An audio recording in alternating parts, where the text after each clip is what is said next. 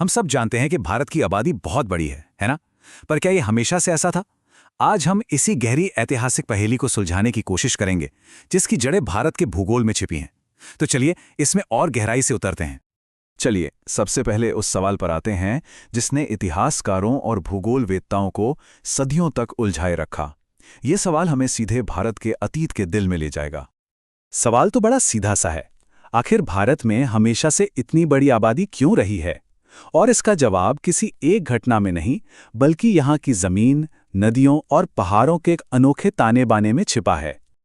अब ये जो आंकड़ा है ना, ये सच में चौंकाने वाला है।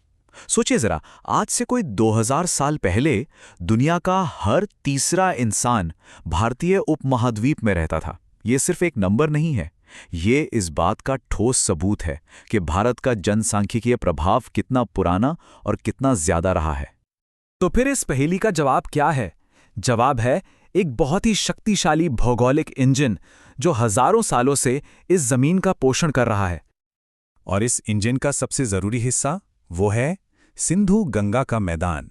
यही वो बुनियाद है जिस पर भारत की खेती और आबादी की पूरी कहानी टिकी हुई है। तो ये सिंधु गंगा का मैदान आखिर है क्या चीज? देखिए, ये दुनिया की सबसे बड़ी लगातार फैली हुई उपजाऊ जमीन है, और इसका ये जो जबरदस्त साइज है ना, यही इस पहेली का पहला और सबसे जरूरी हिस्सा है। यही चीज इसे बाकी दुनिया से एकदम अलग बना देती है।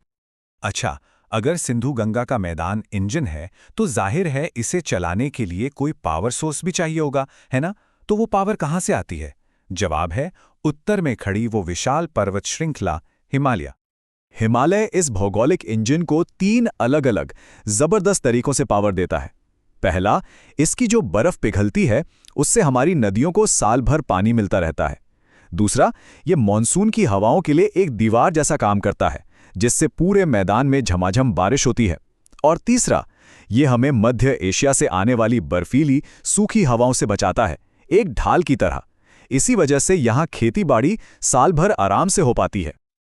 और जब हम भारत के भूगोल को दुनिया की दूसरी बड़ी प्राचीन सभ्यताओं से कंपेयर करते हैं ना, तो इसकी खासियत और भी साफ हो जाती है। जैसे मिस्र को देखिए, उनके पास नील नदी थी पर उपजाऊ जमीन बहुत कम थी।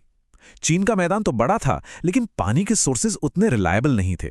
पर भारत के पास इन दोनों का एक परफेक्ट कॉम्बिनेशन था, मतलब विशाल उपजाऊ जमीन भी और पानी के दो पक्के स्रोत भी, नदियां और मानसून। इसी ने भारत को हमेशा एक बढ़त दी। लेकिन कहानी में एक मोड़ आता है। यह हमेशा से ऐसा नहीं चला।